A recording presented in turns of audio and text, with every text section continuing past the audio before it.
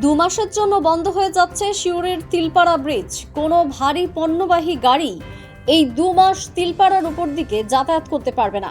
এর জন্য অনেকটা রাস্তা ঘুরে গাড়িগুলিকে যাতায়াত করতে হবে। আগামী 15ই ডিসেম্বর থেকে 15ই ফেব্রুয়ারি 2 মাস ধরে বন্ধ থাকবে সিউড়ির এই তিলপাড়া ব্রিজ। কারণ তিলপাড়া ব্রিজের স্বাস্থ্যের অবস্থা অত্যন্ত খারাপ, যে কোনো সময় বড়সড় দুর্ঘটনা ঘটে যেতে পারে। সেই কারণে প্রশাসনের এই সিদ্ধান্ত। এরপর কি হবে এই প্রশ্নটা উঠতে শুরু করেছে আমজনতার মধ্যে। যদিও জেলা প্রশাসনের আধিকারিকের দাবি সমস্ত গাড়ি যানবাহন চলাচলে বন্ধ করা হচ্ছে না।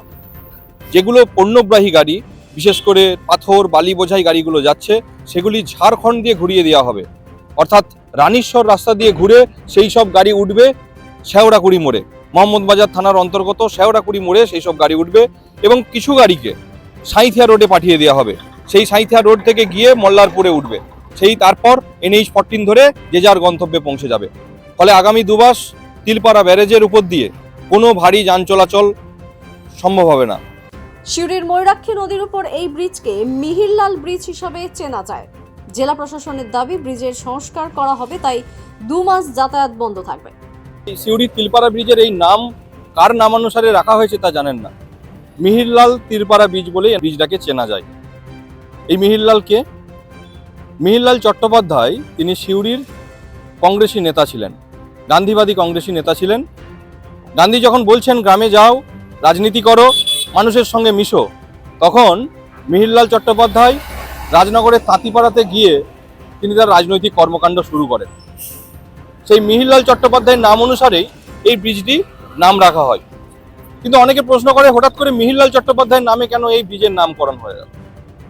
ইতিহাস গবেষক সূত্রে জানা যাচ্ছে, যখন তিলপাড়া ব্রিজ তৈরি হয় তারপর থেকে যে কোনো গাড়ি এই তিলপাড়া ব্রিজের উপর দিয়ে যাওয়ার সময় তাদের একটা ট্যাক্স দিতে হতো।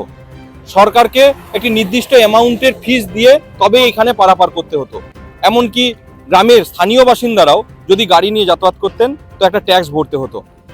তারপর সেই গ্রামের মানুষদের কথা ভেবে আন্দোলনে নামেন মিহিরলাল চট্টোপাধ্যায়। তিনি আন্দোলন করেন এবং আন্দোলন করে বলেন যে গ্রামের মানুষদের কোনো ট্যাক্স নেওয়া যাবে না। এই নিয়ে তিনি একটা জোরদার আন্দোলন শুরু করে। সেই আন্দোলনের চাপে প্রশাসন পিছু হটতে বাধ্য হয়। তারপর আর তিলপাড়া ব্রিজের উপর দিয়ে যাতায়াতকারী কোনো গাড়িকেই ট্যাক্স দিতে হয় না। সেই কারণে এই তিলপাড়া ব্যারেজের নাম মিহিরলাল চট্টোপাধ্যায়ের নাম অনুসারে করা হয়। এই ডিসেম্বর মাসের 15 তারিখ থেকে ফেব্রুয়ারি মাসের 15 তারিখ পর্যন্ত এই 2 মাস আমরা ট্রাফিক রেস্ট্রিকশন করব। দেখুন, আমরা সবাই জানি বীরভূমবাসী হিসেবে, সেটা হচ্ছে যে আমাদের জেলায় যে জাতীয় সড়কের উপরে যে আমাদের ময়ূরাক্ষী নদীতে যে ব্যারেজ আছে, তিলপাড়া ব্যারেজ, সেই ব্যারেজ প্রায় 75 বছরের বেশি পুরনো। স্বভাবতই এত পুরনো যখন, তার একটা রক্ষণাবেক্ষণ বা তার মেরামতির দরকার হয়।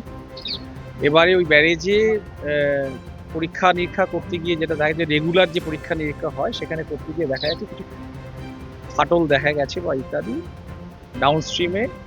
সেগুলিকে মেরামতির জন্যে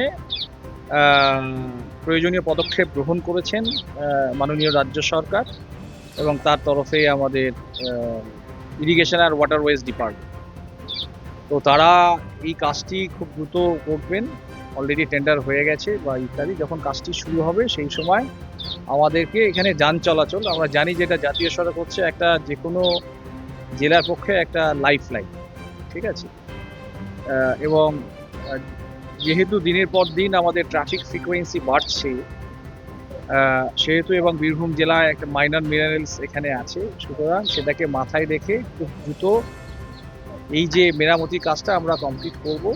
তার জন্যই আজকে একটা মিটিং ছিল, যেখানে আমি সহ আমাদের সবাই ছিলেন, এসপি সাহেব ছিলেন, আমাদের ইরিগেশন ওয়াটারওয়েজ ডিপার্টমেন্টের অফিসাররা ছিলেন, আমাদের অন্যান্য যারা সড়ক কর্তৃপক্ষের অন্যান্য সড়ক পরিবহনের যারা আছেন তারাও এখানে ছিলেন। সবাইকে নিয়ে এখানে মিটিং করা হয়েছে। সেই মিটিংয়ে ঠিক করা হয়েছে যে আগামী অর্থাৎ এই ডিসেম্বর মাসের 15 তারিখ থেকে ফেব্রুয়ারি মাসের 15 তারিখ পর্যন্ত এই 2 মাস আমরা ট্রাফিক রেস্ট্রিকশন করব। কিছু ডাইভারশনের পরিকল্পনা ওখানে গ্রহণ করা হয়েছে, বিশেষ করে লোড ভেহিকেলস, যাতে আমাদের এই যে তিলপাড়া ব্রিজ, সেই তিলপাড়া ব্রিজের উপরে এখন একটু কম, লোডটা একটু কম হয় ভারী যানবাহনের ক্ষেত্রে, সেগুলো একটা পরিকল্পনা গ্রহণ করেছি এবং এই সময়কালের মধ্যে তারা এই তিলপাড়া যে ব্যারেজ, সেই ব্যারেজটা তারা মেরামত করবে। গাড়ি সবই চলবে। আমরা বিশেষ করে যেগুলি ভারবাহী যান, যেখানে লোডিং এর যে ব্যাপার, সেই লোডেড গাড়িগুলো আমরা ডাইভার্ট করি, অন্য রুট দিয়ে চালাই। তিলপাড়া ব্রিজের অবস্থা খুব একটা ভালো নেই। জাতীয় সড়ক রানীগঞ্জ মোরগ্রাম 14 নম্বর এই জাতীয় সড়ক যে 4 লেন হওয়ার প্রস্তাব এসেছে, তাতে বেশ কয়েকটি ব্রিজ পড়ছে। বীরভূমের এমন 13টি ব্রিজ রয়েছে যেগুলির অবস্থা অত্যন্ত খারাপ, তার মধ্যে তিলপাড়া ব্রিজ অন্যতম। সেই কারণে কিছুদিন আগে একটি উচ্চমানের বিশেষজ্ঞ দল তিলপাড়া ব্রিজের স্বাস্থ্য পরীক্ষা করতে আসে। তারপর তারা প্রস্তাব দেন এই ব্রিজ 6 মাসের মধ্যে রিপেয়ার করতে হবে, না হলে বড়সড় দুর্ঘটনা ঘটে যেতে পারে। আর তারপরই জেলা প্রশাসন এবং জেলা পুলিশ বিভাগ একত্রে সিদ্ধান্ত নিয়েছেন 15ই ডিসেম্বর থেকে 15ই ফেব্রুয়ারি এই তিলপাড়া ব্রিজের উপর দিয়ে কোনো ভারী যান চলাচল করতে পারবে না। সেই কারণে সিউড়ির রাস্তা থেকে রানীশ্বর হয়ে শেওড়াকুড়িতে গিয়ে উঠবে সমস্ত যানবাহন, আর কিছু যানবাহন সাঁইথিয়া দিয়ে ঘুরিয়ে দেওয়া হবে। আবার এদিকে সাঁইথিয়ার নতুন ব্রিজও এখন বন্ধ রয়েছে। আগামী 31শে ডিসেম্বর পর্যন্ত সেই ব্রিজের উপর দিয়ে কোনো যান চলাচল করতে পারবে না। এখন এত ভারী গাড়িগুলি মূলত মোহাম্মদবাজার পাচামি এলাকার যে পাথর শিল্পাঞ্চল থেকে প্রচুর শয়ে শয়ে হাজারে হাজারে পাথর গাড়ি বেরোয়, সেই পাথর গাড়িগুলি কি করে যাতায়াত করবে, কোনভাবে যাতায়াত করবে, এই নিয়ে একটা প্রশ্ন দেখা দিচ্ছে। পাথর ব্যবসায়ীদের দাবি এতটা রাস্তা বাড়তি ঘুরতে হলে আমাদের খরচ অনেক বেড়ে যাবে, ফলে এই কদিনে পাথরের দামও অনেকটা বাড়বে বলে মনে করা হচ্ছে। বিশেষ করে বাঁকুড়া, মেদিনীপুর, পুরুলিয়া এইসব এলাকাতে পাথর যেগুলো পাচামি মোহাম্মদবাজার এলাকা থেকে সাপ্লাই হয়, তাদের দাম বাড়বে।